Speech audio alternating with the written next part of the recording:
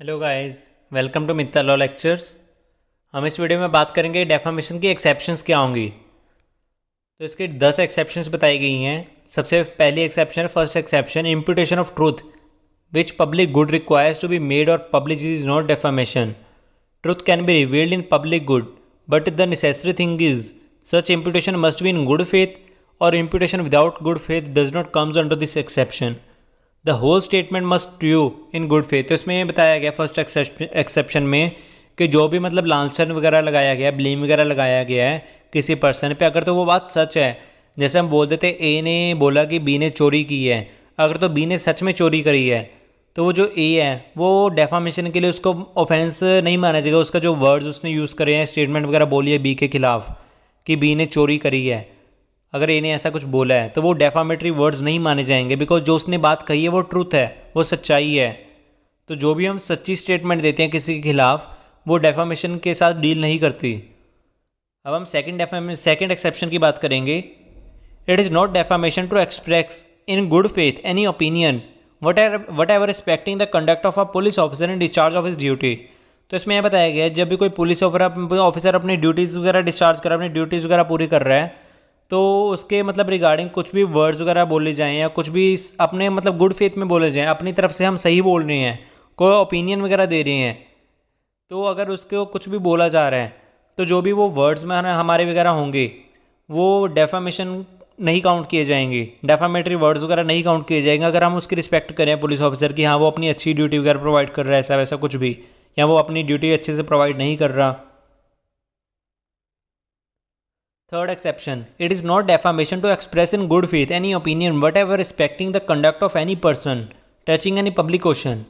तो इसमें यह बताया गया है कोई भी मतलब ऐसे वर्ड्स वगैरह, कोई भी ऐसी स्टेटमेंट जो गुड फेथ में अपना ओपिनियन वगैरह देते हैं, जिसमें हम what ever respecting the conduct of any person, जिसमें मतलब किसी पर्सन के कंडक्ट के बारे में हम बता रहे हैं जो मतलब पब्लिक क्वेश्चन है एक तरीके का,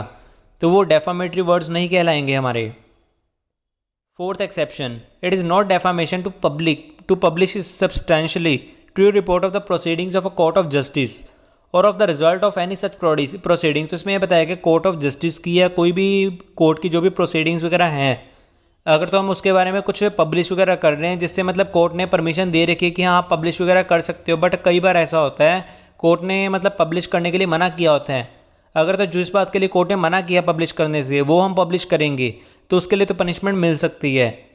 because court of contempt of court वगैरह की। बट जो कोर्ट ने पब्लिश करने के लिए मना नहीं किया हुआ जिस बात के लिए, अगर वो प्रोसीडिंग्स वगैरह हम पब्लिश वगैरह कर देते हैं और सही पब्लिश करते हैं, ट्रू रिपोर्ट पब्लिश करते हैं, तो वो एक्सेप्शन के अंडर आ जाएगी, ना कि डेफामेशन के under. Fifth exception, it is not defamation to express in good faith any opinion whatever respecting the merits of any case, civil or criminal, which has been decided by a court of justice or respecting the conduct of any person as a party, witness और agent। तो मतलब इसमें बताया गया कोई भी case वगैरह चल रहा है सिविल या क्रिमिनल, जो भी कोर्ट ऑफ जस्टिस में डिसाइड किया जा रहा है, तो अगर जो भी पर्सन वगैरह के कंडक्ट हैं, अगर कोई पार्टी है या विटनेस वगैरह या एजेंट है, उनके मतलब उनके बारे में कुछ भी हम गुड फेथ में कुछ बोलते हैं,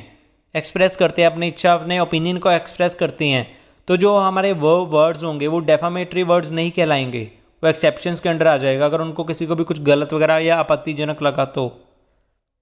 sixth exception, it is not defamation to express in good faith any opinion respecting the merits of any performance which its author has been submitted to the judgment of the public और respecting the character of the author so far as the his character appears in such performance और no further. तो इसमें यह बताया गया कोई भी जो ऑथर है उसने अगर कोई भी अपनी जजमेंट वगैरह पब्लिक के लिए मतलब प्रोवाइड वगैरह करी है, सबमिट करी है, तो उसने मतलब जो भी अपने करेक्टर के बारे में खुद को बताया है, अपनी परफॉर्मेंस वगैरह दी है, तो वो डेफामेटरी स्टेटमेंट वगैरह या डेफामेटरी वर्डिंग नहीं मानी जाएगी जो भी ऑथर ने अपने सबमिट करवाई है, क्योंकि उसने अपनी तरफ से गुड फेथ में सबमिट करवाई है, अपना ओपिनियन दिया है सिर्फ उसने। Seventh exception, sensor passed in good faith bye a person having lawful authority over another is not defamation. तो मतलब कई बार क्या होता है किसी के पास लॉफुल हक होता है, जैसे generally such person include teachers, parents, owner etcetera who have lawful authority over students, childrens and servants. तो जो टीचर्स होते हैं उनके पास लॉफुल अथॉरिटी होती है ओवर स्टूडेंट्स, जो पेरेंट्स होते हैं उनके पास ओवर अथॉरिटी वगैरह होती है ओवर चिल्ड्रंस, जो ऑनर होते हैं उनके पास अथॉरिटी होती है ओवर सर्वेंट्स कुछ हद तक। तो अगर वो कुछ भी उनको बोल देंगे तो ये ज़रूरी नहीं है कि वो डेफामेशन के अंदर काउंट किया जाएगा। इसमें हमारी एट्थ एक्सेप्शन ये है, it is not defamation to prefer in good faith an accusation against any person to any of those who have lawful authority over that person with respect to the subject matter of accusation. तो इसमें बताया गया कोई भी मतलब ऐसी बात वगैरह कर रहे हैं या गुड फेथ में बता रहे हैं कि एक्विजिशन जो भी किसी पर्सन का हुआ है अगेंस्ट एनी पर्सन टू हो, मतलब लॉफुल अथॉरिटी के बिना, तो जो भी सब्जेक्ट मैटर वगैरह होगा एक्विजिशन का वो डेफामेशन के अंदर काउंट नहीं किया जाएगा। नाइन्थ एक्सेप्शन, तो इसमें बताया गया imputation made on any person in good faith by person for protection of his और अदर्स इंटरेस्ट और पब्लिक इंटरेस्ट। तो इसमें बताया गया कोई भी मतलब किसी पे लालचन वगैरह लगाना कि हाँ फॉर एग्जांपल ए पर्सन ने बी का मर्डर किया है, तो अगर वो पब्लिक इंटरेस्ट में बात बताएगा, पब्लिक को बताएगा, पब्लिश वगैरह करेगा इन केस, तो एटलीस्ट पब्लिक ए से बचकर रहेगी कि हाँ ए ने किसी का मर्डर किया तो हमें भी कोई नुकसान वगैरह पहुंचा सकता है। तो वो अगर ए ने कुछ भी ऐसे मतलब कोई भी अगर सी ने ऐसी बात बताई है, पब्लिश वगैरह करी है, तो जो सी का एक्ट है वो डेफेमेटरी एक्ट नहीं कहलाएगा, वो एक्सेप्शन के अंडर आ जाएगा। Tenth exception, it is not defamation to convey a question